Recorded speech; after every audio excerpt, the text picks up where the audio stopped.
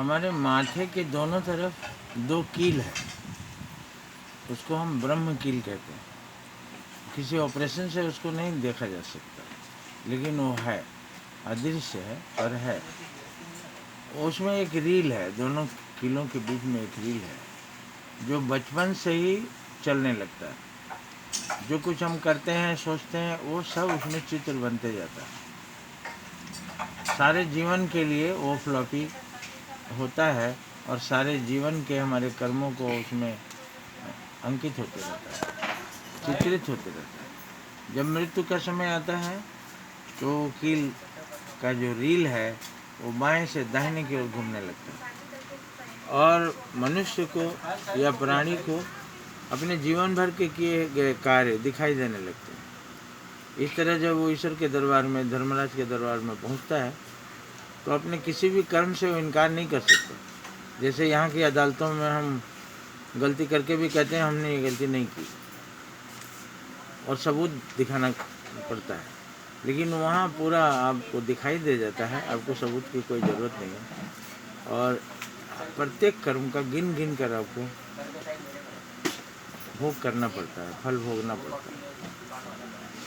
ये चित्र जो है गुप्त है, दिखाई नहीं देता है, इसलिए इन्हें हम चित्रगुप्त कहते हैं। चित्रगुप्त धर्मराज के स्टेनो हैं और वो सभी प्राणियों के जन्म से मृत्यु तक का सारा हिसाब रखते हैं।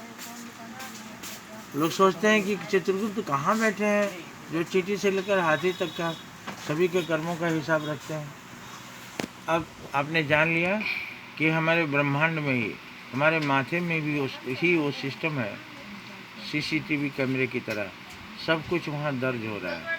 अपने किसी गुनाह से हम बच नहीं सकते। इसलिए जो ज्ञानी होते हैं वे अपने कार्य को करने से पहले सोचते हैं कि जो हम कार्य कर रहे हैं उसका एक अच्छा सा चित्र बनेगा कि नहीं।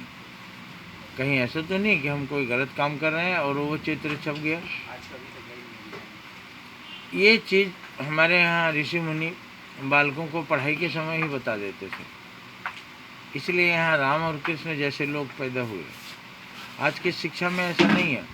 बड़े बड़े पढ़े लिखे लोग, वकील या बड़े बड़े पदों पर बैठे हुए लोग, कोई ज्ञान नहीं है कि जो हम अच्छा या बुरा कर्म कर रहे हैं ये सब छप रहा है। इसका हमको जवाब देना होगा। लेकिन भारत के मनीषी भारत के विद्यार्थियों को ये बता देते थे कि जो तुम भी कर रहे हो सब छप रहा है।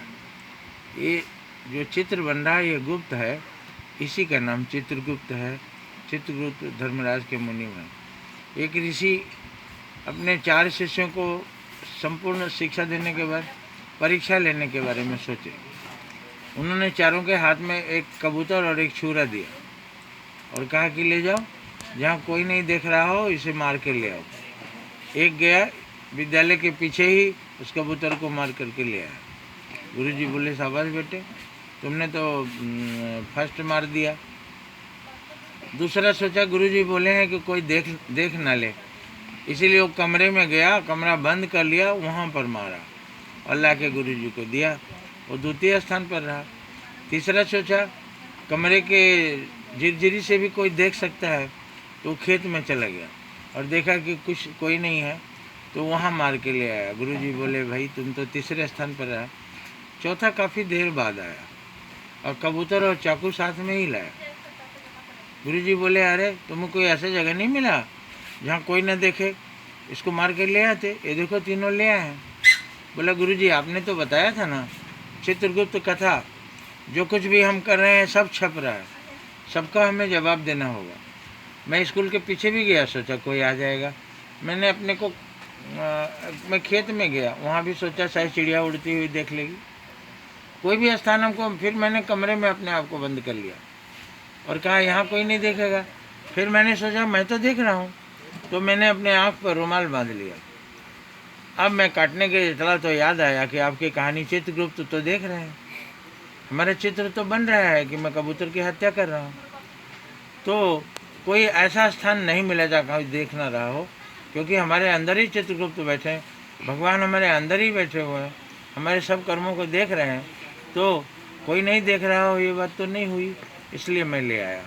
गुरुजी ने उसको सीने से लगा लिया, बेटा तूने जो शिक्षा पाई थी वो तुझे याद है, अक्षर अक्षर याद है, और अब मैं वृद्ध हो गया हूँ, इस आश्रम के आचार्य की ज़रूरत है, प्रधानाचार्य की ज़रूरत है, तू ही उस पद पर बैठेगा।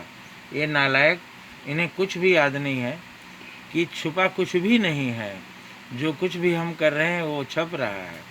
यहाँ तक कि जो मन में सोचते हैं वो भी छप जाता है। अगर हम किसी को सोच रहे हैं मन में कि मौका मिलेगा तो इसको मारूंगा, तो एक पाप हो गया।